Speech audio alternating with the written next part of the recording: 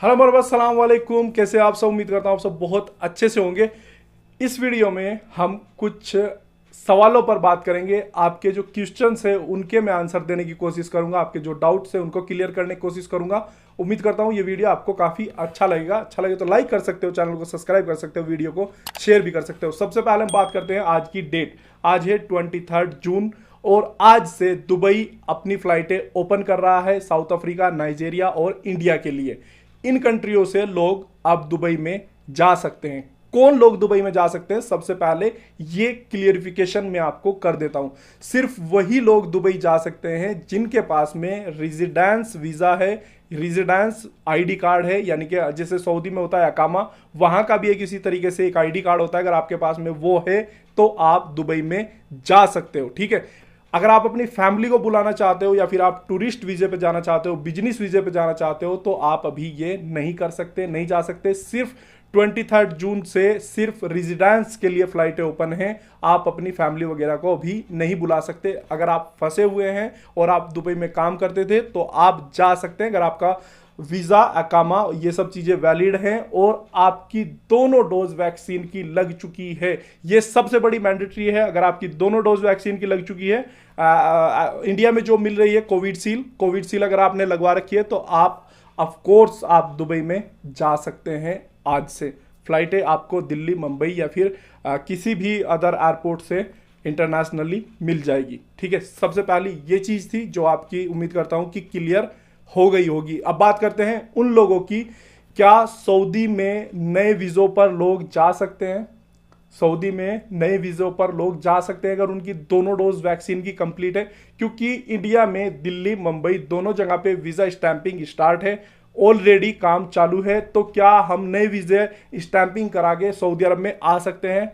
तो फिलहाल सऊदी के लिए डायरेक्ट फ्लाइट अवेलेबल नहीं है, लेकिन अगर आप सऊदी में आना चाहते हैं तो आप नए वीजे पे ऑफ कोर्स आ सकते हैं, लेकिन उसके लिए भी आपकी दोनों डोज वैक्सीन की लगी हुई होनी चाहिए। नहीं तो आपको 14 दिन किसी अदर कंट्री में और 7 दिन सऊदी अरब में आकर के क्वारंटीन करना पड़ेगा। लेकिन अगर आपने मेरी पिछली वीडियो आपने मेरी देखी है तो मैंने उनमें एक्सप्लेन किया था, बताया था कि जून और जुलाई 2 महीने काफी एक्टिविटी के रहने वाले हैं। ट्रैवल एक्टिविटी काफी बढ़ने वाली है, जैसा कि आप आज की वीडियो में ही मेरे से सुन भी रहे हो और आपने देखा भी है कि दुबई ने ओपन किया है इंडिया को और 9 कंट्रियों ने कल और इंडिया को ओपन कर दिया है। इन कंट्रियों में आप जा सकते हो। तो नेक्स्ट मंथ में सऊदी अरब भी इंडिया को ओपन करने वाला है। इसके लिए आपको ज्यादा टेंशन लेने की जरूरत नहीं है। 9 कंट्री है, कौन कौन सी हैं जिन्होंने इंडिया को ओपन किया है उनके बारे में भी मैं आपको बताऊंगा। लेकिन उससे पहले मैं आपको बता दूं, अगर आप ट्रैवल करने वाले हैं, किसी भी कंट्री में आप जाना चाहते हैं, भले ही आप दुबई में जाना चाहते हो, भले ही आप गल्फ में कहीं पर भी आना चाहते हो, आप कहीं यूरोपियन कंट्री में जाना चाहते हो, तो उसके लिए सबसे ज़्यादा ज़रूरी है आपकी वैक्सीनेशन कंप्लीट होना।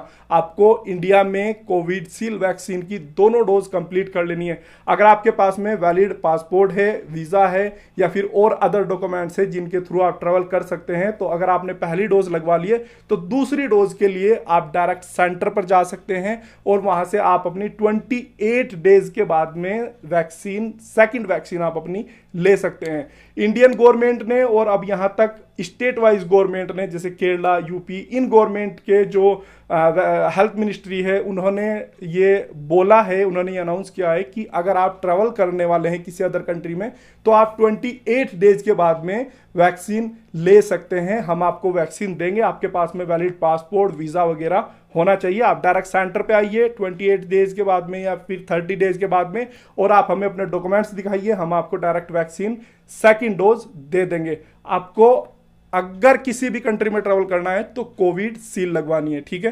ताकि आपको उसमें कोई प्रॉब्लम ना हो, क्योंकि कोविड सील, एस्ट्राजेनेका दोनों सेम है। ठीक है। तो ये चीज आपकी क्लियर हो गई। अब बात करते हैं 9 कंट्री कौन कौन सी है जो इंडिया के लिए अभी ओपन है। आप इंडिया से डायरेक्ट उनकी फ्लाइटें लेकर के जा सकते हैं उन कंट्रियों में। सबसे पहले यहां पर 2 कंट्री पहले से ओपन थी, 2-3 कंट्री ऑलमोस्ट, तो उनके बारे में आपको बता दूं। अगर आप इन कंट्रियों में जाते थे, सर्बिया और दूसरी कंट्री थी उज्बेकिस्तान। इनके लिए पहले भी फ्लाइट अवेलेबल थी, इंडियन जा सकते थे, लेकिन ट्रांसिट होके जाना पड़ता था। पहले आप किसी और कंट्री में जाओगे, वहां से आपकी फ्लाइट चेंज होगी, फिर आप इन कंट्री में जाओगे। लेकिन इंडियन इनके लिए बैन नहीं थे, पर फ्लाइट अवेलेबल नहीं थी, फ्लाइट शेड्यूल में नहीं थी। लेकिन अब इन 9 कंट्रियों की फ्लाइट आपको दिल्ली, मुंबई या फिर किसी भी बड़े मेगा एयरपोर्ट से मिल जाएगी इंडिया से। ठीक है, कौन कौन सी कंट्री है? सबसे पहले रसिया, उसके बाद में सर्बिया, उसके बाद में आइसलैंड, उसके बाद में रवांडा, उसके बाद में उज्बेकिस्तान, और इसके बाद में था इथोपिया। इथोपिया के बाद में इजिप्ट, अफगानिस्तान और मॉरिशस। ये 9 कंट्रियां हैं जहां पे आप ट्रैवल कर सकते हो। किन किन डॉक्यूमेंट्स की आपको जरूरत पड़ेगी इनमें ट्रैवल करने के लिए? आपके पास में दोनों वैक्सीन का सर्टिफिकेट होना चाहिए, पीसीआर टेस्ट होना चाहिए, आपका पासपोर्ट वैलिड होना चाहिए, आपका वीजा, जो भी आप जिस कैटेगरी के भी वीजे पर जा रहे हैं वो वैलिड होना चाहिए, और भी आपके पास में जो भी फॉर्मेलिटीज वहां पर जब आप वीजा अप्लाई करते हैं वो दी गई है वो सब कंप्लीट होनी चाहिए। जैसे आप वीजा अप्लाई करते हैं या फिर किसी ट्रैवलर से आप वीजा अप्लाई करवाते हैं तो उसमें वो लोग पहले ही बता देते हैं कि इस टेस्ट की भी जरूरत पड़ेगी, तो वो सब टेस्ट भी आपके पास में होना चाहिए अगर आप इन कंट्रियों में ट्रैवल करने की सोच रहे हैं तो। या फिर इन कंट्री के थ्रू आप सऊदी अरब या फिर किसी अदर ऐसी कंट्री में जाना चाहते हैं जो फिलहाल इंडिया से डायरेक्टली फ्लाइट उसके लिए नहीं है, तो आप ट्रैवल कर सकते हैं। ठीक है, अगर इसके बाद भी आपके कोई सवाल हो, कोई कंफ्यूजन हो, कुछ आप मुझसे पूछना चाहते हो तो आप मुझे कमेंट में लिख सकते हो। कमेंट में मैं 100% रिप्लाई करता हूं और आप मुझे कमेंट में कुछ भी पूछ सकते हो। उम्मीद करता हूं ये वीडियो आपको काफी पसंद आया होगा। पसंद आया तो लाइक कर सकते हो, चैनल को सब्सक्राइब कर सकते हो आने वाली और लेटेस्ट अपडेट्स के लिए, और वीडियो को शेयर भी कर सकते हो। आपका अगर कोई भी सवाल हो, कोई कंफ्यूजन हो तो कमेंट में जरूर लिखिएगा।